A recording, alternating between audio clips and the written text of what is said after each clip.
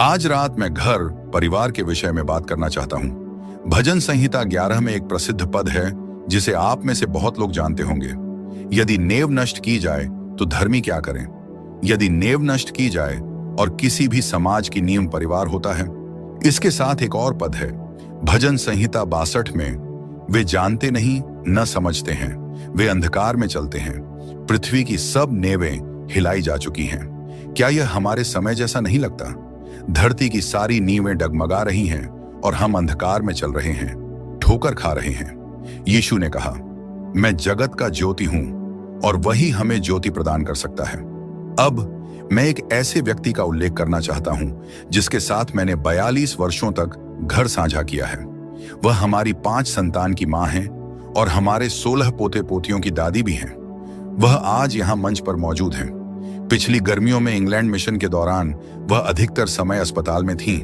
कोई गंभीर समस्या नहीं थी, लेकिन उन्हें नया कूल्हा हिप रिप्लेसमेंट लगवाना पड़ा और उनके भोजन नली इसोफेगस की शल्य चिकित्सा भी करनी पड़ी। कुछ साल पहले जब वह अपने पोते पोतियों के लिए झूला ठीक कर रही थीं, तब वे पेड़ से गिर गईं और कई हड्डियां टूट गईं, जिससे उनके शरीर को बहुत नुकसान हुआ। लेकिन अब वह पहले से बेहतर हैं। अगर आपका घर मसीही नहीं था तो आप अपने बच्चों को एक मसीही घर दे सकते हैं। अगर आपके बच्चे बड़े हो चुके हैं और घर छोड़ चुके हैं तो आप अपने जीवन को मसीह को समर्पित कर सकते हैं और अपने आसपास किसी युवा की मदद कर सकते हैं। ये जानते हैं कि हमारे घरों में कुछ गड़बड़ है। किसी ने कहा है, हर विवाह खुशी से भरा होता है, लेकिन असली समस्या साथ रहने के बाद शुरू होती है। इसमें कुछ सच्चाई है। एक अमेरिकी मनोवैज्ञानिक कहता है, अमेरिका में लगभग आधे विवाहित जोड़ों के लिए विवाह एक शांत नरक की तरह होता है। तो समस्या क्या है? क्या इसे बदला जा सकता है? यही बात शायद यूनाइटेड किंगडम, आयरलैंड या कहीं भी जहां लोग देख और सुन रहे हैं, वहां भी लागू होती है। मैं आपसे एक सवाल पूछना चाहता हूं जो हमने पढ़े गए शास्त्र से जुड़ा हुआ है। क्या आपका घर एक मजबूत नींव पर बना है? जब दुख की बाढ़ आएगी, जब प्रलोभनों की लहरें उठेंगी, जब कठिनाइयों की आंधियां, युद्ध, मृत्यु या न्याय का समय आएगा, क्या आपका घर स्थिर रहेगा? क्या आपकी नींव मजबूत है? सामाजिक शोधकर्ता बताते हैं कि तनाव के समय में परिवारों को करीब लाने के बजाय कई पति पत्नी संघर्ष से भाग जाना आसान समझते हैं, क्योंकि पारिवारिक त्रासदियां भारी भावनात्मक दबाव उत्पन्न करती हैं। हमारे देश के एक प्रसिद्ध परिवार को कुछ वर्षों पहले एक भयानक त्रासदी का सामना करना पड़ा। उनकी बेटी का अपहरण कर लिया गया था, लेकिन वे एक दूसरे के साथ बने रहे। वे एक साथ प्रार्थना करते थे, एक साथ काम करते थे और उन्होंने हजारों डॉलर खर्च किए। आखिरकार लगभग 1 या 2 साल बाद उनकी बेटी को बचा लिया गया, लेकिन जैसे ही वह घर आई, उनका तलाक हो गया। भावनात्मक दबाव, तनाव और मानसिक बोझ इतना अधिक था कि उनका परिवार टूट गया।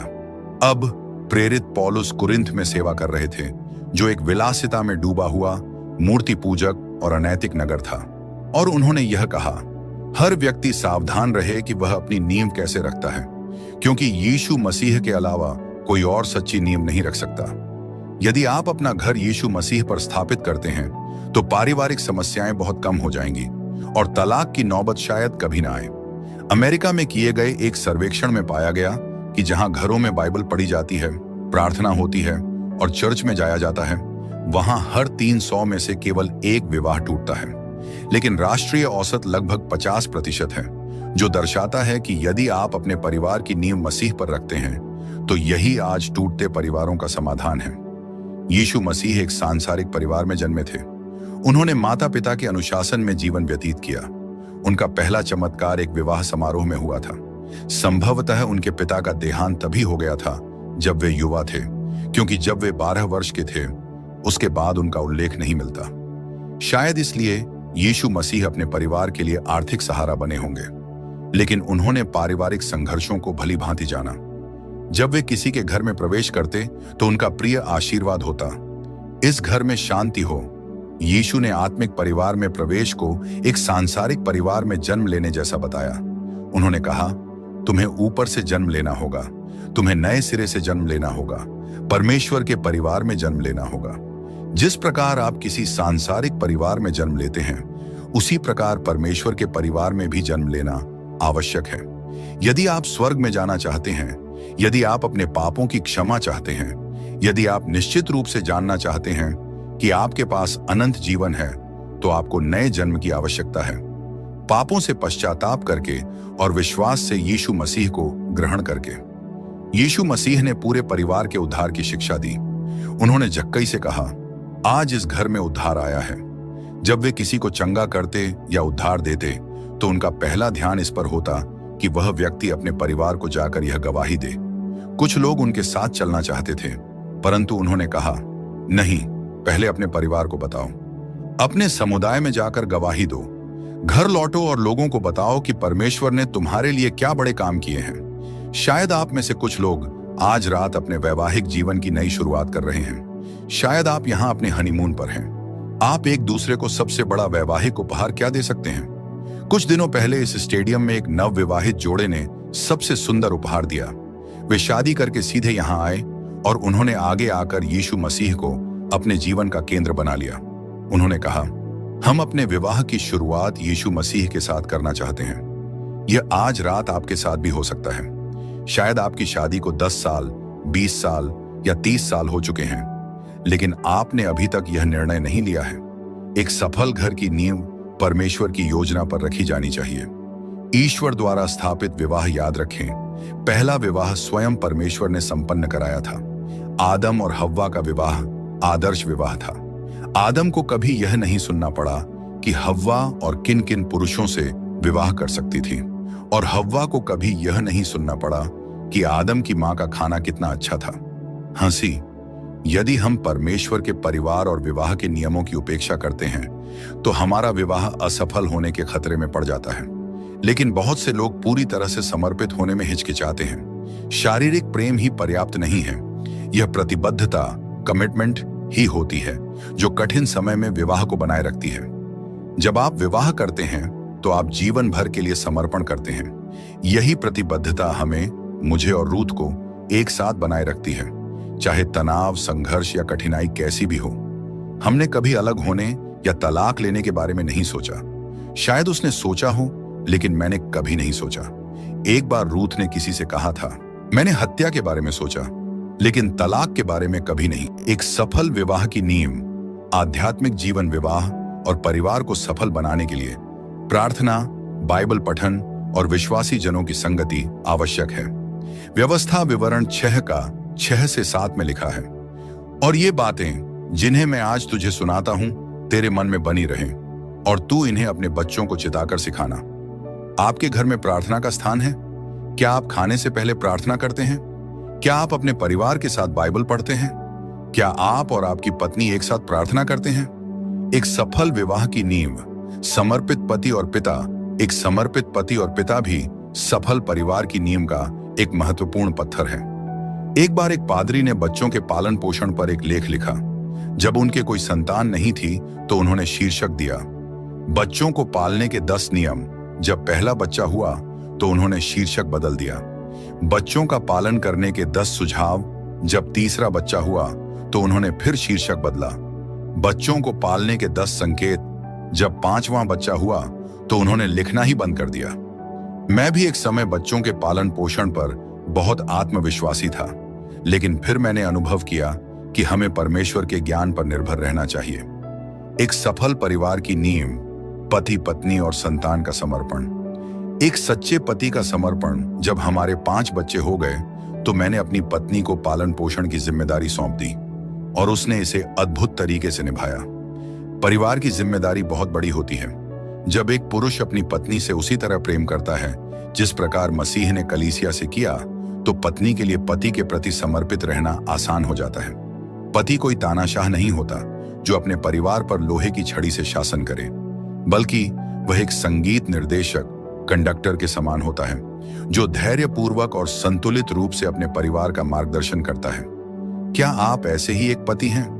बाइबल कहती है, अपनी जवानी की पत्नी के साथ आनंद पूर्वक जीवन बिताओ। यह नहीं कहती कि जवानी की नई पत्नी खोजो। कई पुरुष 40, 50, 60 की उम्र में अपनी मर्दानगी साबित करने के लिए नई लड़कियों की तलाश में निकलते हैं, लेकिन यह कोई प्रतिबद्धता नहीं है, बल्कि यह परमेश्वर के विरुद्ध पाप है। आजकल कुछ फिल्में व्यभिचार, एडल्ट्री को एक सकारात्मक अनुभव की तरह दिखाती है। ऐसे झूठ पर कभी विश्वास मत करना। बाइबल कहती है कि अविश्वास, बेवफाई नरक का रास्ता है। 2. एक सच्ची पत्नी और मां का समर्पण। नेपोलियन ने कहा था, फ्रांस की सबसे बड़ी जरूरत समर्पित माताएं हैं। आज की दुनिया में महिलाओं के बीच एक नया संकट बढ़ रहा है, शराब और नशीली दवाओं की लत। क्यों? क्योंकि उनके पास मसीह नहीं है। बच्चों को पालने और परिवार चलाने के लिए एक स्त्री को एक शक्ति स्रोत की आवश्यकता होती है, और वह शक्ति परमेश्वर से आती है। एक अच्छा पति बनने के लिए जैसे मसीह की आवश्यकता होती है, वैसे ही एक अच्छी पत्नी और मां बनने के लिए भी मसीह की आवश्यकता होती है। आज कई महिलाएं अपनी समस्याओं से बचने के लिए गलत साधनों की ओर मुड़ रही हैं, लेकिन यदि वे मसीह में आती हैं तो उन्हें सही मार्गदर्शन और शक्ति मिलेगी। मैं जानता हूं कि आज की आर्थिक परिस्थिति में महिलाओं को भी काम पर जाना पड़ता है, और मैं उन महिलाओं की सराहना करता हूं जो अपने परिवार की मदद के लिए कड़ी मेहनत करती हैं। 3. एक सफल परिवार के लिए अनुशासित और आज्ञाकारी संतान। बच्चों को प्रेम और अनुशासन दोनों की आवश्यकता होती है, लेकिन इन दोनों के बीच संतुलन भी जरूरी है। एक मनोवैज्ञानिक ने कहा, यदि आपके बच्चे विद्रोही हो जाते हैं तो भी उनसे प्रेम करना कभी मत छोड़ो। वे इस दौर से गुजर जाएंगे, और जब वे इससे बाहर आएंगे तो आपके प्रेम को पाकर वापस लौट आएंगे। बाइबल कहती है, बालक को उसी मार्ग की शिक्षा दे जिसमें उसे चलना चाहिए, तो वह वृद्ध होकर भी उससे न हटेगा। नीति वचन 22:6। यदि आप अपने बच्चों को प्रेम और अनुशासन में सही दिशा देते हैं तो वे एक दिन जरूर वापस लौटेंगे। जैसे उद्धाव पुत्र द प्रोडिगल सन वापस आया था, उसके पिता ने कभी उसका प्रेम नहीं छोड़ा और आखिरकार वह वापस लौट आया। परमेश्वर का महान कार्य, परिवारों का पुनर्स्थापन। महान चमत्कार होते हैं। परमेश्वर आज भी परिवारों में अद्भुत काम कर रहे हैं। आपके सामाजिक और पारिवारिक उत्तरदायित्व आपके मसीह के प्रति व्यक्तिगत उत्तरदायित्व को और भी महत्वपूर्ण बना देते हैं। अगर आज आप अपने परिवार के साथ यहाँ हैं, तो परमेश्वर आपसे कह रहे हैं, आ तू और तेरा सारा घराना जहाज सुरक्षित स्थान में आ। उत्पत्ति 7:1। बाइबल कहती है, आओ, पति पत्नी साथ आए, पिता पुत्र साथ आए, माँ बेटी साथ आए। यदि कोई अकेला है वह भी आए, लेकिन बिना मसीह को जाने यहां से मत जाए, क्योंकि मसीह के बिना आप सही पति नहीं बन सकते, आप सही पत्नी नहीं बन सकती, आप अच्छे माता पिता नहीं बन सकते, आप अच्छे संतान नहीं बन सकते। आज आपने यह संदेश सुना है तो अब आपकी जिम्मेदारी बढ़ गई है। बाइबल कहती है, देखो अभी वह प्रसन्नता का समय है, देखो अभी उद्धार का दिन है। 2 कुरिन्थियों 6:2। और फिर यह चेतावनी भी देती है, जो मनुष्य बार बार चेताया जाए और फिर भी अपने मन को कठोर करे, वह अचानक नष्ट कर दिया जाएगा और फिर उसके लिए कोई उपाय न रहेगा। नीति वचन 29:1। 2. एक परिवार की गवाही, परमेश्वर का परिवर्तनकारी सामर्थ्य। एक महिला ने लिखा, प्रिय डॉ. ग्राहम, पिछले वर्ष इस समय मेरे तलाक के कागज तैयार हो चुके थे। मेरा पति एक खनिक माइनर था जो हड़ताल पर था। मेरे बच्चों की जिंदगी मेरी गलतियों के कारण बिखर गई थी। मेरा 13 साल का बेटा अपराध के रास्ते पर जा रहा था। मेरी बेटी कॉलेज के बाद बेरोजगारी और मेरे पापों से दुखी थी। मैं कई वर्षों तक अंधविश्वास और टोना टोटके में पड़ी रही। मैं भविष्य बताने वाले कार्ड पढ़ती थी और सीधे नरक की ओर जा रही थी। मेरा विवाह 21 साल तक अच्छा रहा, लेकिन फिर सब कुछ टूट गया। फिर एक दिन मेरे पति ने एक बस देखी जिस पर लिखा था, बिली ग्राहम को सुनना सार्थक है। यह बस बार बार उसके सामने से गुजरी, मानो कोई उसे बुला रहा था। अंत में एक उदास और बरसात की रात उसने मुझे भी अपने साथ बुलाया। हम दोनों बिली ग्राहम की सभा में गए। मैं गुस्से में थी, मुझे यह सब मूर्खता लग रही थी, लेकिन उसी रात यीशु ने मेरा दिल तोड़ दिया। मैं उसके सामने पूरी तरह टूट गई और अपने पाप स्वीकार किए। मैंने अपना जीवन उसे सौंप दिया और अब देखिए परमेश्वर ने क्या किया। 3 हफ्ते पहले मेरे पति ने बपतिस्मा लिया। शनिवार की रात मेरी बेटी ने भी मसीह को अपना जीवन दे दिया। मेरा बेटा 6 महीने पहले मसीह में आया। इस साल मैं एक काउंसलर के रूप में सेवा कर रही हूं। हमारा परिवार पूरी तरह से टूटने वाला था, लेकिन परमेश्वर ने हमें अपने प्रेम में पुनः संगठित कर दिया। यह आसान नहीं था। हमने सब कुछ परमेश्वर को सौंप दिया, लेकिन हे प्रभु, जो कुछ आपने हमें दिया वह अनमोल है। 3. आज ही अपना जीवन मसीह को सौंपें। आप क्या करें? मैं आपसे यही कहूंगा, जो हजारों लोग पहले ही कर चुके हैं वही करें। अपनी जगह से उठें, आगे आए, मसीह के सामने अपने पाप स्वीकार करें। कहें, मैं एक पापी हूं, मुझे मसीह की आवश्यकता है। मैं चाहता हूं कि वह मेरे जीवन में आए। मैं चाहता हूं कि वह मेरे परिवार में आए। मैं अपना जीवन उसे सौंपने के लिए तैयार हूं। आज यही समय है, यही दिन है। क्या आप तैयार हैं?